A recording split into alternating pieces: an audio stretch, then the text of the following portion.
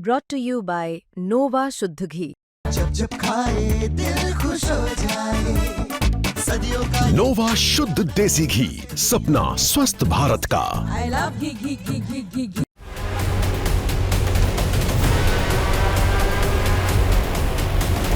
कश्मीर घाटी से एक बड़ी जानकारी सामने आई, जहां सुरक्षा एजेंसियों ने एक 29 साल के चीनी नागरिक को दबोच लिया। सेना ने इंटरनेट पर एक असामान्य बातचीत पकड़ी थी, जिसके बाद उसकी गतिविधियों पर नजर रखी गई और पकड़ा गया व्यक्ति चीनी नागरिक मालूम हुआ। दरअसल ये व्यक्ति है हु कांग ताई, जो 19 नवंबर को दिल्ली टूरिस्ट वीजे पर आया।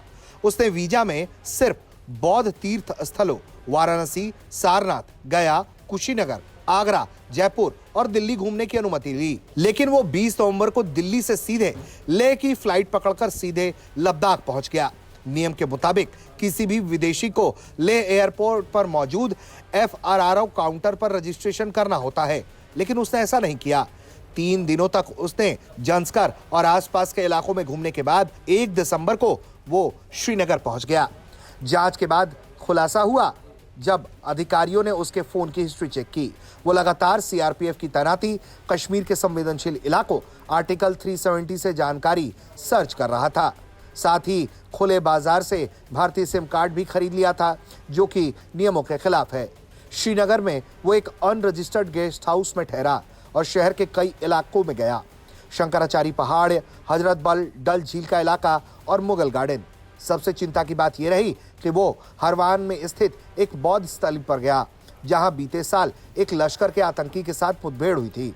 इसके अलावा वो अवंतीपुर में भी खंडहरों में गया, जो सेना की वेक्टर फोर्स के पास स्थित है। पासपोर्ट रिकॉर्ड में वो कई देशों की यात्रा कर चुका है, अमेरिका, ब्राजील, न्यूजीलैंड, फिजी और हांगकांग।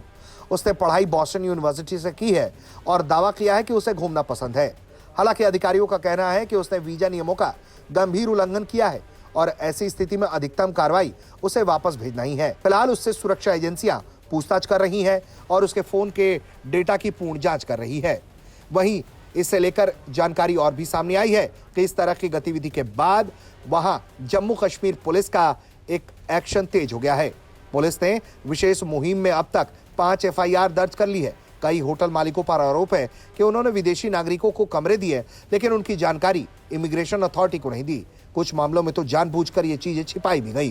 पुलिस जांच में सामने आया कि बीते कुछ महीनों में रूस, इजराइल, रोमानिया, स्पेन सहित कई देशों के पर्यटक इन होटल होम स्टे में रुके, लेकिन इनकी कोई आधिकारिक जानकारी पुलिस या FRRO को नहीं दी गई। ये पूरा अभियान भी इसी चीनी नागरिक के गिरफ्तारी के बाद तेज हुआ, जो बिना वैध परमिट के लद्दाख और कश्मीर में घूम रहा था। ये व्यक्ति 15 दिन से ज्यादा वक्त तक लेह, करगिल, पहलगाम, गुलमर्ग जैसे इलाकों में घूमता रहा, लेकिन किसी भी गेस्ट हाउस या होटल ने उसकी जानकारी पुलिस को नहीं दी।